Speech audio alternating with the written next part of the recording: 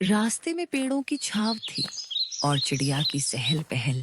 जैसे ही दोनों खेत के पास पहुंची, मीरा ने दूर से किसी की परछाई देखी। दीदी, वह देखो, वह कमल ही है ना।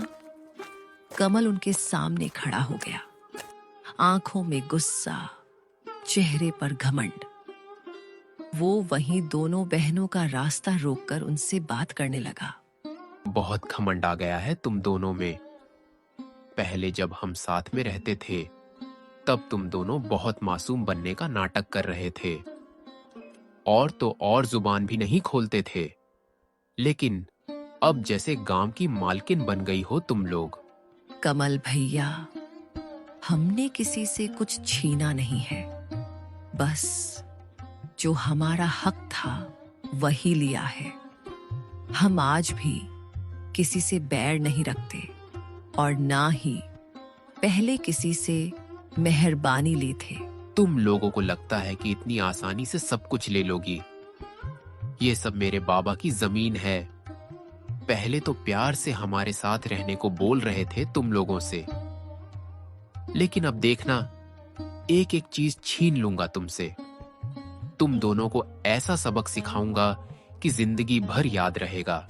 मीरा कमल की धमकी से थोड़ा डर गई और डरते हुए ज्योति से बोली, दीदी, इसने फिर धमकी दी है। आप कुछ बोलो ना, इसे कैसे ये हमसे सब कुछ छीन लेगा। बहुत हो गया मीरा, कोई जरूरत नहीं इसके साथ झगड़ा करने की। मैं भी देखती हूँ कौन हमसे क्या छीन लेता है।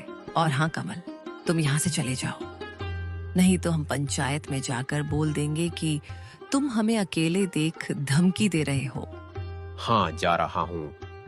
लेकिन हाँ ज्योति, तुम बहुत ज्यादा ऊपर उड़ रही हो। संभाल के रहना, कब नीचे गिरेगी पता ही नहीं लगेगा। ऐसे ही कमल दोनों को धमकी देकर वहां से चला जाता है। कमल की धमकी भरी बातें सुन के दोनों थोड़े मायूस हो जाती हैं। ज्योति, जो अपने बहन के सामने हिम्मत से खड़ी हुई थी, उसके मन में भी डर था।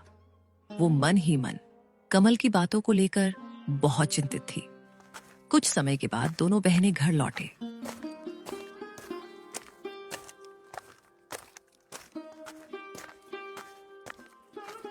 घर लौटकर दोनों बहनें चिंता में डूबे हुए थे। रोज की धमकी और षड्यंत्र ने दोनों के जीवन में बहुत सारे चिंता और दुख ला दिया था। दीदी, ये लोग हमारे पीछे क्यों पड़े हुए हैं? हमने किसी का क्या बिगाड़ा है? हमारे चाचा के पास तो सब कुछ है, वो लोग हमसे अच्छी जिंदगी जी रहे हैं, फिर भी वे लोग हमारा जमीन हड़पना चाहते हैं। इंसान की लालच कभी खत्म नहीं होती मीरा। भले ही इंसान के पास सब कुछ हो, फिर भी इंसान और चाह के लालच में या तो दूसरे का नुकसान करते हैं या फिर अपनों का ही नुकसान करते हैं। हम तो इनके खिलाफ कोई बड़ी कदम भी नहीं रख सकते। उनके कर्मों का फल उन्हें भगवान जरूर देंगे। ऐसे ही कुछ दिन बीत जाते हैं।